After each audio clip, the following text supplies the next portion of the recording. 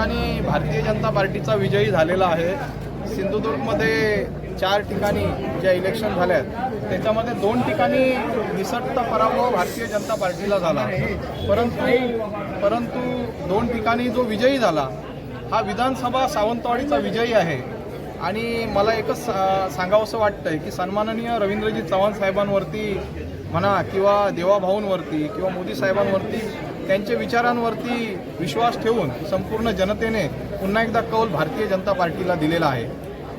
दीपक केसरकरांच्या बाबतीत तुम्ही मतदानाच्या आदल्या दिवशी म्हटलेलं होतं 25 वर्ष दीपक केसरकरांना सत्ता दिली, आता शेवटची 5 वर्ष सत्ता द्या, त्याला लोकांनी साथ दिलीसारखं वाटतंय का तुम्हाला? नाही, एकच विषय आहे की या ठिकाणी दीपक भाईंना बोलण्या एवढा मी मोठा नाही, परंतु जनतेच्या कौलामधनं असं दिसतंय की विधानसभेच्या वेळी भारतीय जनता पार्टी ही विशाल परब यांच्या पाठीशी असती तर नक्की तिथला आमदार हा भारतीय जनता पार्टीचा झाला असता, ठीक आहे। पण 1 वर्षामध्ये भारतीय जनता पार्टीने कार्य चालू ठेवलं, पराभव झाल्यानंतर सुद्धा आम्ही कार्य चालू ठेवलो।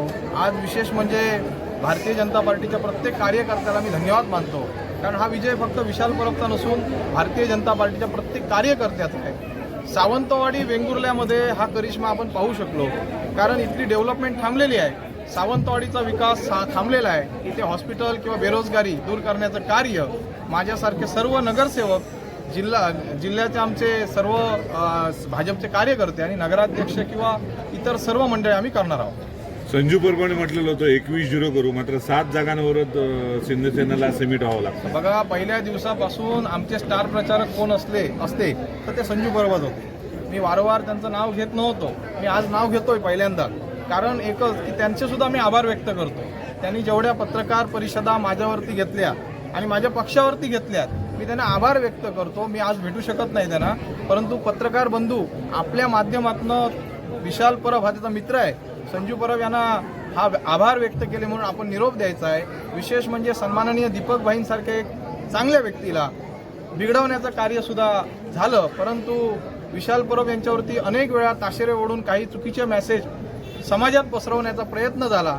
गेले 15-20 वर्ष मी प्रामाणिक कार्य करत आहे आणि भारतीय जनता पार्टीचे आज जिल्हाध्यक्ष साहेब सुद्धा आलेत, त्यांनी सुद्धा खूप चांगलं कार्य केलं। आलेले सर्व नगरसेवक आणि पडलेले सुद्धा नगरसेवक यांचं मी धन्यवाद मानतो।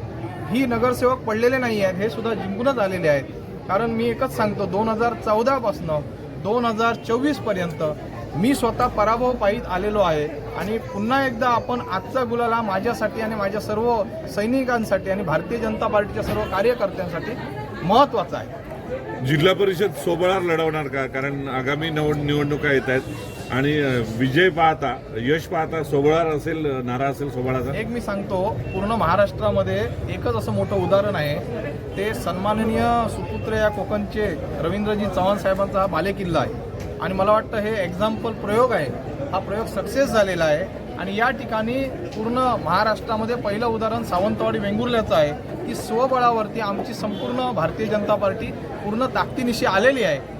महायुती म्हटल्यानंतर आम्ही महायुतीच्या नेत्यांवरती पहिल्या दिवसापासून काही बोलत नव्हतो, आमचे जिल्हाध्यक्ष म्हणा, आमचे नेते काही बोलत नव्हते, परंतु समोरच्या व्यक्तींकडनं वारंवार चुकीचं आरोप हे आमच्यावर केले गेले। आम्ही या सर्व गोष्टीला माफ करतोय, कारण जनतेने त्यांना पेटीतनं उत्तर दिलेलं आहे। 29ची नांदी आहे, आजपासून नांदी सुरू झालेली आहे, 29ची वाट बघायची गरज नाही आहे, आजपासून भारतीय जनता पार्टीचाच गुलाल असणार।